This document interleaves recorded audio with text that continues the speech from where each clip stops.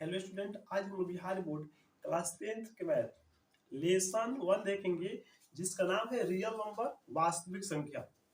हम लोग पिछली क्लास में क्वेश्चन नंबर 35 तक देखे थे। आज हम लोग देखेंगे क्वेश्चन नंबर 36 से। क्वेश्चन नंबर 36 क्या है? यदि P और Q, यदि P तथा Q दो अभाज्य संख्याएं हैं तो उनका मसा है। अगर दो अभाज्य संख्या आता है तो उसका मसा क्या होगा? यहाँ पे चर्चा किया है P और Q। अगर P और Q दोनों अभाज्य संख्या है तो इसका मौसम क्या होगा, यानी कि HCF क्या होगा? HCF ज्ञात करना है। तो यहाँ पे सबसे पहले हम लोग दो अभाज्य संख्या लेंगे। अभाज्य संख्या क्या होता है? वैसी संख्या जो स्वयं से विभाजित हो। सबसे छोटा अभाज्य संख्या 2 होता है, उसके बाद अभाज्य संख्या 3 होता है, 5 होगा, 7 होगा, 11 होगा। तो हम यहाँ पे दो अभाज्य संख्या लेते हैं, एक 5 और दूसरा एक अभाज्य संख्या लेते हैं 7 और इसका HCF निकालते हैं। 5 एकम क्या होगा? 5 एकम 5 होगा, 7 में से 5 जाएगा 2। यहाँ पे लिखेंगे 2 दूना 4, 5 में से 4 गया 1 और यहाँ पे 2 एकम क्या होता है? 2 होता है। तो यहाँ पे जब दो अभाज्य संख्या का HCF निकाले तो इसका HCF आया 1। तो जब भी अभाज्य संख्या का चर्चा हो और उसका HCF पूछे तो उसका आंसर, सही आंसर होगा 1। तो P और Q दो अभाज्य संख्या है तो इसका HCF क्या होगा? इसका HCF 1 होगा। तो हम लोग देखेंगे क्वेश्चन नंबर 36 और क्वेश्चन नंबर 36 का जो डी नंबर ऑप्शन है वह राइट आंसर है, यानी कि 1। अब हम लोग देखेंगे क्वेश्चन नंबर 37। क्वेश्चन नंबर 37 है, सबसे छोटी अभाज्य और सबसे छोटी भाज्य संख्या का गुणनफल। सबसे छोटी अभाज्य संख्या और सबसे छोटी भाज्य संख्या का गुणनफल पूछा है। तो सबसे छोटी अभाज्य संख्या, सबसे छोटी अभाज्य संख्या 2 होता है और सबसे छोटी भाज्य संख्या 4 होता है। दोनों का गुणनफल पूछा है। गुणनफल यानी कि दोनों का गुना करने के बाद जो आएगा, तो 2 में 4 से गुना करेंगे तो 4 गुना क्या होता है? 8। दोनों का गुणनफल कितना आया? 8। तो क्वेश्चन नंबर जो 37 है इसका ऑप्शन नंबर जो सी है, सी इसका सही आंसर होगा। सी में 8 दिया है।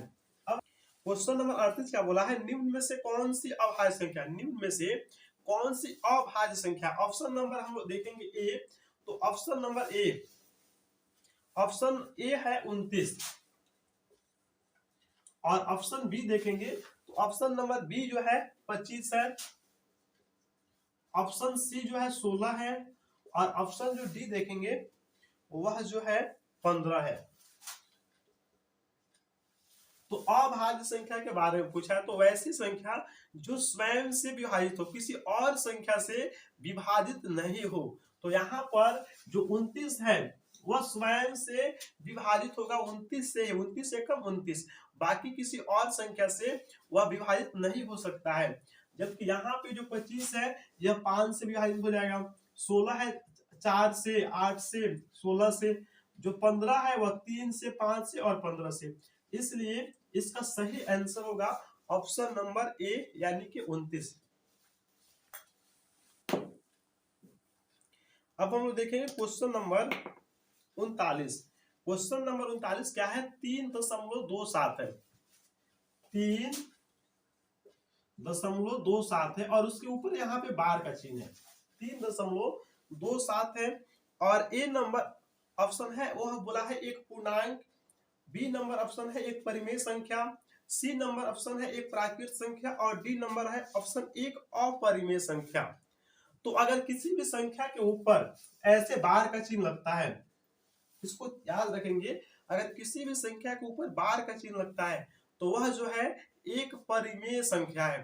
तो यहाँ पे 3.27 है और यहाँ पे बार का चिन्ह लगा हुआ है, तो यह जो है परिमेय संख्या है। किसी भी संख्या के ऊपर ऐसा चिन्ह आता है तो वह परिमेय संख्या में आएगा। तो देखेंगे और यहाँ पे क्वेश्चन नंबर 39 का जो ऑप्शन नंबर बी है एक परिमेय संख्या, वह जो है इसका सही आंसर होगा, option number B.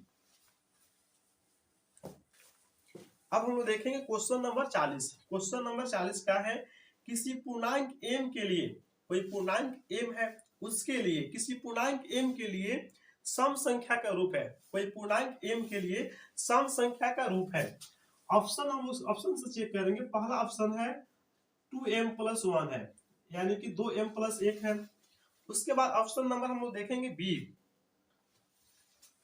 Option number A m+2 है। ऑप्शन नंबर बी देखेंगे तो ऑप्शन नंबर बी जो है वह है 2m+1 है। सी देखेंगे तो सी में क्या बोला है 2m है, और डी में 2m-1 है। क्वेश्चन नंबर है 40। और किसी पूर्णांक m के लिए सम संख्या का रूप बोला है, सम संख्या का रूप। तो यहाँ पर अगर हम m के स्थान पर 1 मानते हैं, 1 लेते हैं, m का मान जो है 1 लेते हैं, मान लेते हैं m का वैल्यू 1 है, तो यहाँ पर m का वैल्यू 1 है, 1 और 2 3 है, जो कि सम संख्या का रूप नहीं है। यहाँ पे 2 एकम 2 m, यहाँ पे m का स्थान पर 1 रखेंगे, गुना करेंगे तो 2 एकम 2 और 1 3, यह भी 3 एक विषम संख्या का रूप है।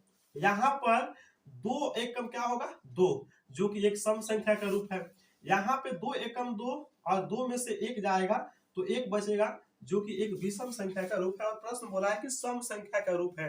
तो क्वेश्चन नंबर जो 40 है उसका सही आंसर ऑप्शन नंबर सी होगा। अब हम देखेंगे क्वेश्चन नंबर 41। क्वेश्चन नंबर 41 क्या बोला है, निम्न में से कौन सा अपरिमेय नहीं है। निम्न में से कौन सा अपरिमेय नहीं है, अपरिमेय नहीं है यानी कि परिमेय है।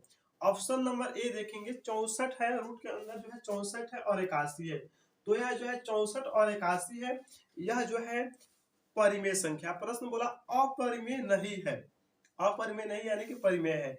उसके बाद ऑप्शन नंबर जो बी है वह जो है एक अपरिमेय संख्या है। ऑप्शन नंबर सी जो है यह एक अपरिमेय संख्या, और ऑप्शन नंबर डी भी अपरिमेय संख्या। तो कौन अपरिमेय संख्या नहीं है, तो ऑप्शन नंबर ए अपरिमेय संख्या नहीं है, वह एक परिमेय है, क्योंकि 64 का वर्गमूल 8 न होगा और यहाँ पे 81 का वर्गमूल 9 होगा। तो ऑप्शन नंबर ए सही आंसर होगा क्वेश्चन नंबर 41 का। अब हम लोग देखेंगे क्वेश्चन नंबर 42। क्वेश्चन नंबर 42 का है, निम्नलिखित में से किसका दशमलव प्रसार शांत है। निम्नलिखित में से किसका दशमलव प्रसार जो है वह शांत है। तो किसका दशमलव प्रसार शांत है या अशांत है, उसको कैसे निकालेंगे। यहाँ पे शांत है और यह शांत है। कोई भी संख्या दिया हुआ है तो उसका जो हर है, हर का अभाज्य गुणनखंड करेंगे। अगर हर के अभाज्य गुणनखंड में अगर 2 आता है या 5 आता है या 2 और 5 दोनों आता है, तो वह जो संख्या है वह शांत होगा, शांत दशमलव प्रसार होगा। अगर 2 5 के अलावा दूसरा कोई भी संख्या आता है तो वह अशांत होगा, अशांत दशमलव प्रसार होगा। तो यहाँ पे प्रश्न बोला है निम्नलिखित में से किसका दशमलव प्रसार शांत है। अब ऑप्शन नंबर ए देखेंगे तो वह है 3/8, 3/8। तो यहाँ पर 8 का अभाज्य गुणनखंड निकालेंगे, यहाँ पे 3 और 8 का अभाज्य गुणनखंड होगा 2 का पावर 3, सिर्फ 2 है। तो हम बोले थे अगर केवल 2 आएगा तो भी शांत है, अगर केवल 5 आएगा तो भी शांत है, या 5 2 दोनों साथ में आएगा तो भी शांत है। इसके अलावा दूसरा संख्या आता है तो वह शांत है। तो यहाँ पर इसके अभाज्य गुणनखंड में केवल 2 आया है, इसलिए यह जो है शांत दशमलव प्रसार है। जबकि बी नंबर जो ऑप्शन है 2/15, 15 का अभाज्य गुणनखंड करेंगे तो 3 और 5 आया, और जब भी दूसरा संख्या आएगा 2 और 5 के अलावा तो अशांत होगा। तो इसका सही आंसर क्वेश्चन नंबर 42 का सही आंसर ऑप्शन नंबर ए होगा। अब हम लोग देखें क्वेश्चन नंबर 43। बोला है 6/15 का दशमलव प्रसार है। क्वेश्चन नंबर 43 है, 6/15 है इसका दशमलव प्रसार बोला है। तो यहाँ पर 6 जो है विभाजित होगा 3 दूना 6 और 5 तिया 15। अब यहाँ पे विभाजित होने वाला है अंश हर दोनों, तो यह विभाजित हो गया 3 से, 3 दूना 6 और 3 5 15।